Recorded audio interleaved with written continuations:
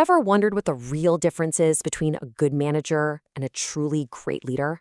It's a huge question, one that can literally define your entire career.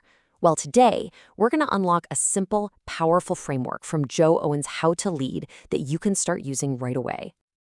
Okay, check this out. Leadership can feel like a moving target, can it?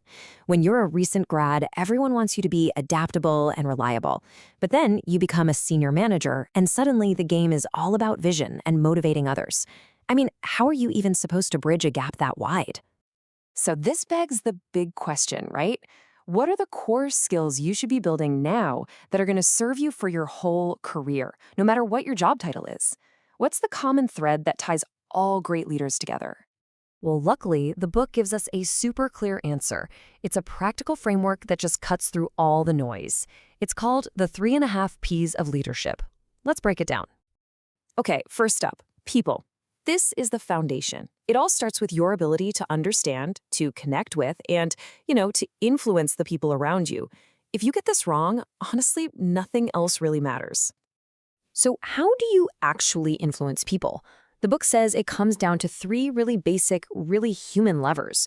Fear of what might happen, the desire for some kind of gain, which it calls greed, and our natural tendency to take the easy way out, or idleness. Now, that might sound a little harsh, but it's incredibly practical. Let's dive into greed to see what that really means. So let's talk about that greed lever, which is really just about the YFAM factor. What's in it for me?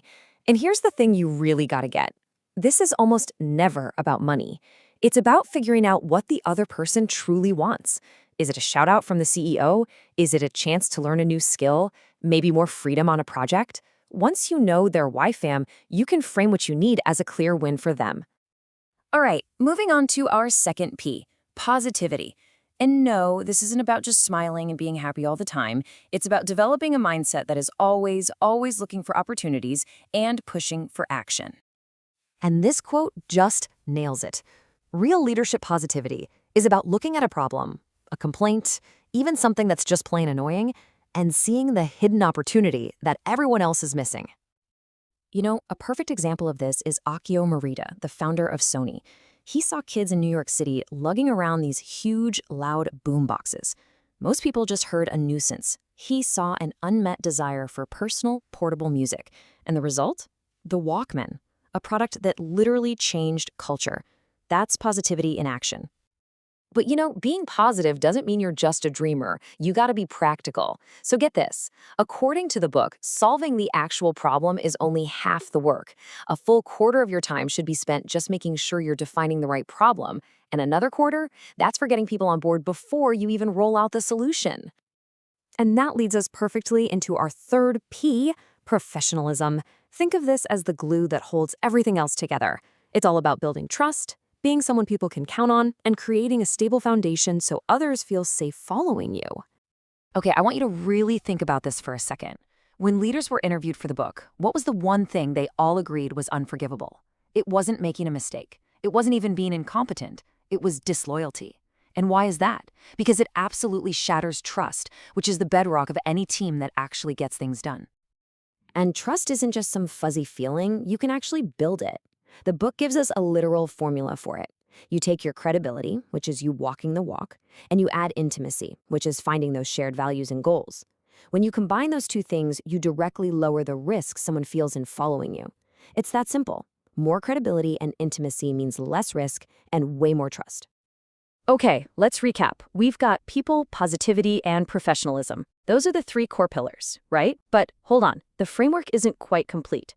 There's one final, kind of secret ingredient. The book calls it the half P. And that half P is performance. This is the whole point. It's the ultimate outcome. It's not another skill to learn. It's the real tangible result that proves all the other pieces are working.